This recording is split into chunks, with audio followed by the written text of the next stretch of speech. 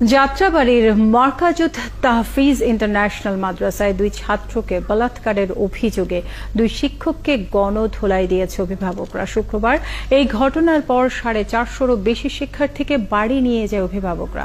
শিক্ষার্থীদের অভিযোগের আগে একাধিকবার এমন ঘটনা ঘটলেও ভয়ে জানাতে পারেননি তারা। ইশতিয়াক ইমনের প্রতিবেদন। মার্কাজুত তাহফিজ ইন্টারন্যাশনাল মাদ্রাসা বিশ্বের সকল মানুষের হৃদয়ে কোরআনের বাতি জ্বালানোর লক্ষ্যে কোরআনের নিরলস খাদিম। সামাজিক যোগাযোগ মাধ্যমে এমন চটকদার বিজ্ঞাপন দেখে সন্তানদের হাফেজ বানাতে যাত্রাবাড়ির মার্কাজুত তাহফিজ মাদ্রাসায় ভর্তি করান অভিভাবকরা। 306 উত্তর দুনিয়া ফ্লাইওভার গেট সংলগ্ন। কিন্তু আবাসিক এই মাদ্রাসায় বছরের পর বছর শিক্ষার্থী বলাৎকারের অভিযোগ ছিল। হাতে নাতে যার প্রমাণ মেলে শুক্রবার। হেফজ শাখার 8 ও 10 বছরের দুই শিক্ষার্থী বহুদিন ধরে বলাৎকারের শিকার। শুক্রবার ঘটনা জানাজানি হলে অভিভাবকরা এসে দুই শিক্ষক আবু বকর ও সালমানকে গণপিটুনি দেয়। বাচ্চাগুলো বিচার দিছে। কি ব্ল্যাকমেইল করছে?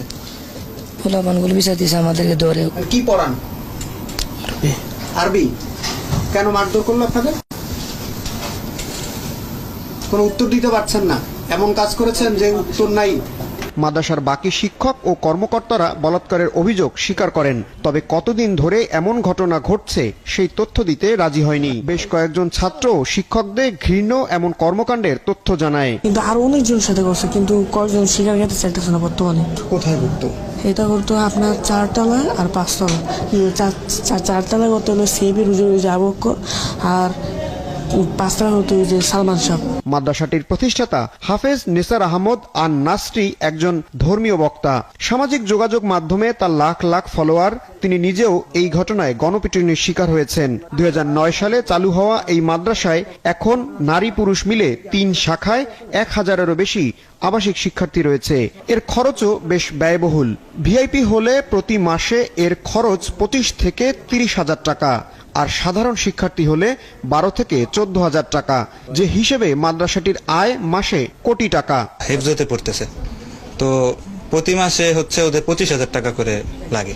মান্থলি আপনার ওর বেতন জায়গা চলে আপনার প্রায় 25 সামথিং চলে যায়। তবে ঘটনা জানাজানি হলে অভিভাবকরা বেশিরভাগ শিক্ষার্থীকে বাড়ি নিয়ে যায়। এখানে বলাৎকারের ঘটনা শুনছি, পরে আমি বাচ্চাদের নিতে আসছি এই অবস্থা দেখছি আর কি। সার্বিক পরিস্থিতি সব গার্ডিয়ানরা এসে স্টুডেন্টদের নিয়ে যাইতেছে, আর হচ্ছে ওনাদের আর কি কিছু গার্ডিয়ান মারছে আর কি। অভিযোগ আছে মাদ্রাসা মালিক নেসারি এবং স্থানীয় কিছু অসাধু ব্যক্তির ভয়ভীতির মুখে ভুক্তভোগীরা মামলা করার সাহস পাচ্ছে না।